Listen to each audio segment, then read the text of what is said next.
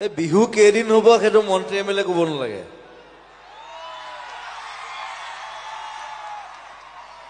তেওঁলোকৰ কাম দেশৰ উন্নয়ন, দেশৰ উন্নতি, দেশৰ কাম সেইবিলাক কৰক। সাংস্কৃতিক জগত চাবলৈ মই আছো। একো নাই।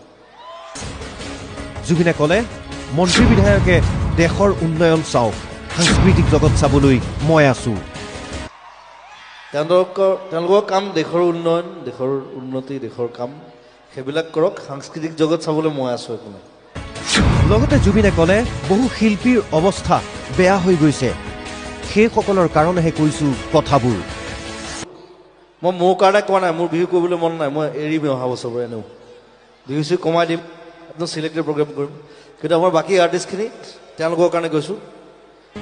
এতিয়া মুখ্যমন্ত্ৰী তথা শাসকীয় পক্ষই জুবিন গাৰ্গৰ এই মন্তব্যৰ কি প্ৰতিক্ৰিয়া প্ৰকাশ কৰে সেয়া হ'ব লক্ষণীয়।